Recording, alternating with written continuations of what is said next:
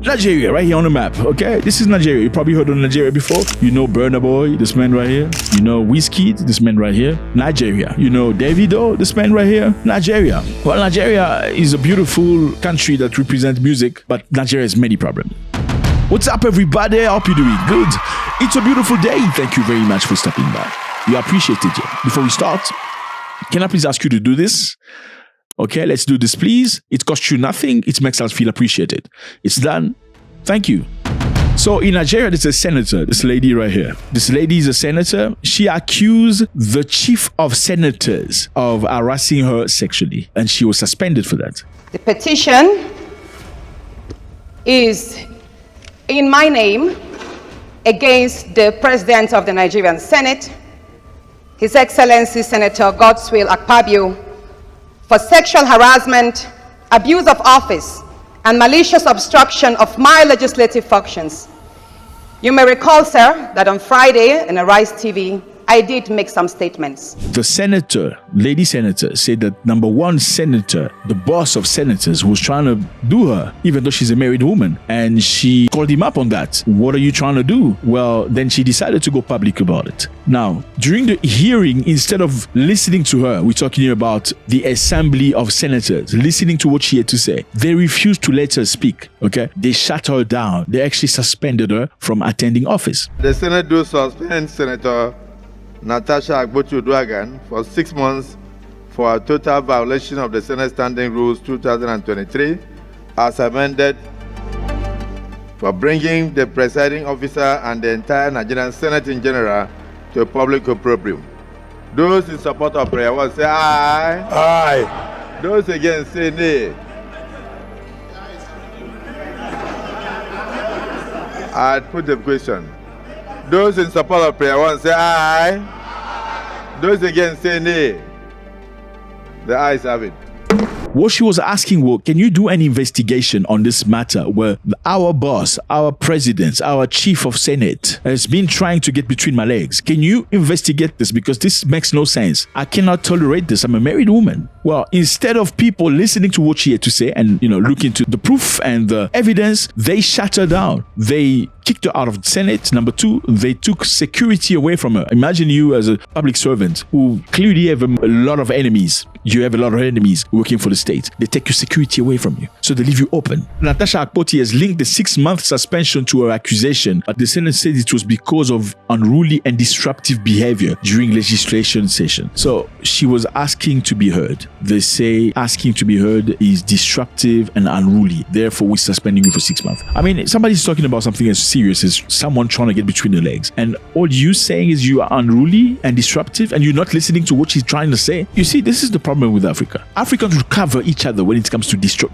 negative, corruption, stealing, stuff like this. So Akpoti, one of just 4 women out of 109 senators, has vowed to return to work on Tuesday following a federal high court ruling that she said ordered the Senate to allow her to do so. So the high court ruling says she can go back to the Senate. But when she was driving toward the Senate, her car was stopped. She decided to walk to the Senate. As she was walking, she was stopped again from entering the Senate. So the president of the Senate, this man, Mr. Akpabio has gone to the Court of Appeal to challenge the decision that his female colleague should not be reinstated, saying that the parliament procedures are shielded by judicial interference. So the person she accused of trying to do her, I don't know whether it was by force or not, or at least just the idea of doing her, went to challenge the court, saying that whatever happens in parliament has nothing to do with the court. So the judicial system does not have power over their institution. I mean, think about it. It's not like another senator saying to the justice system that our power cannot be controlled by you. But this is the president, the same person that's being accused, telling the justice system, you cannot follow up with this because this is beyond your jurisdiction. My question is, why isn't Nigeria listening to what she has to say? Why are they not doing just an investigation? I mean, think about this. This is not the first time. The current president of Nigeria, this man, his wife also apparently was a victim of the same situation where a superior in a Senate was trying to get between her legs. So this shows you that this is something that happens quite a lot in Nigeria, unfortunately. Nigeria is a lovely culture. We love the music. It's nice. But hey, there are many things that have really broken in Nigeria, and that's really bad. And now we're moving to the United States of America. Fellas, Donald Trump met the Liberian president. Okay, this man right here, Joseph Boakai. And he made after the speech, Trump said, such good English. Where did you go to school? Listen to this. In Liberia. Yeah. We'd like to see that happen. We want to work with the United States in peace and security within the region because we are committed to that. And we just want to thank you so much for this opportunity. Well, thank you. It's such good English, such beautiful. Where did you learn to speak so beautifully? Where were you educated? Where? In Liberia. Yes, sir. Well, that's very interesting. Now, was Donald Trump being condescending or was he really being honest? Because think about it, while it may be intended as a compliment to the president of Liberia, the phrasing suggests it is unusual or unexpected for an African leader to speak English well. Okay, it's just a bunch of African. I mean, it's not a problem when a Russian comes here and speaks English well. It's not a problem when a European who's Italian speaks English well here. But when it's an African, I mean, congratulations, sir, Mr. President, you speak well English. Where did you go to school? So it shows that your school cannot be good enough, not to our level.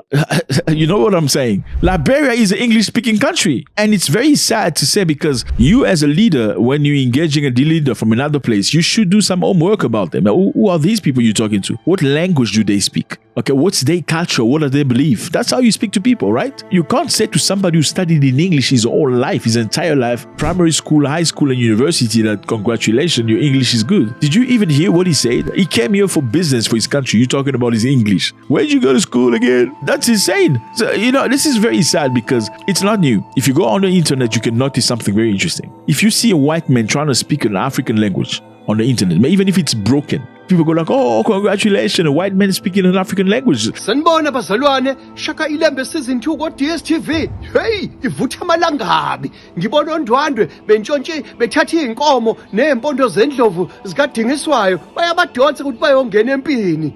Oh, so people are so happy. You see 50,000 likes, 90,000 likes, 100,000 likes. Africans are loving to see a white man speaking an African language. Or sometimes a white man dancing to an African song. African dance. Africans are clapping. Hey, congratulations. Wow, you see that. The people love it.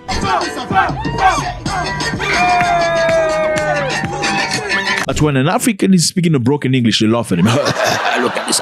What kind of English is that? Or French, especially the French-speaking people. They are ruthless. If your French is shaky, they will question your studies. Even if you studied in English or your home language, they will question your capacity to reflect, to think, to resonate, just because your French is not 100%. Or that's their mentality. Colonialism over there was wicked, wild, I'm telling you. That's why a lot of people in French community, they can't even speak their own languages. Their father's language, they don't know. If they can speak, it's mixed with French. Like many French inside. They can't speak, it's difficult for them. You see, it's an inferiority complex. When an African doesn't speak English well, people mock him. They go like, yeah, you must fix your English. Your accent is not good. It's crazy. Why must I change my accent to sound like dude from Europe? Are you telling me everybody that speaks English in Europe is smart? Come on. Now, Liberia, you need to understand Liberia. Where is Liberia? It's right here on the map. You see? It's a lovely place. The history of Liberia is very peculiar because Liberia and Ethiopia are the two countries in Africa that were never colonized. Well,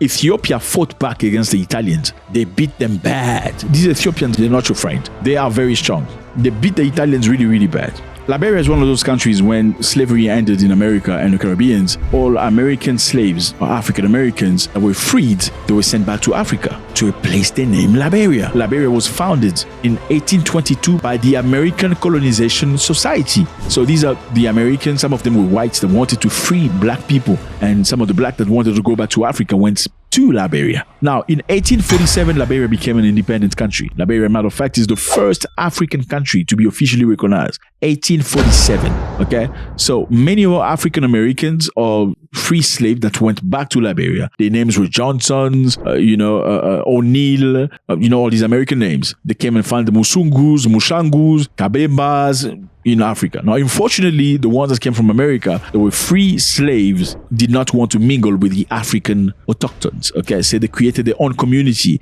where they were basically controlling the country. They controlled the politics, the army, the economy, and everything. I don't know if they had a superiority complex toward these black little Africans. Either way, they did not mingle, and that was not a good feel. Now, that created tension between the two communities, where the African American descendants and the autochthones, black people, did not come together instead of actually accepting one another in spite of the difference and, and progress. Well, that's how it's remained until 1980, where Samuel Doe, an indigenous army sergeant, overthrew President Tolbert and became the first non-Americo-Liberian to lead the country. His regime was brutal and corrupt. Yes, he was brutal, but he was the first non-American descendants to basically rule Liberia. And it was bad. There was civil war. I mean, Liberia is a rich country. It's got so much diamonds and many more other things. And that's the history of Liberia for you fellas. Later on in 2005, Ellen Johnson Sirleaf was elected president, Africa's first female head of state. She helped stabilize the economy of the country.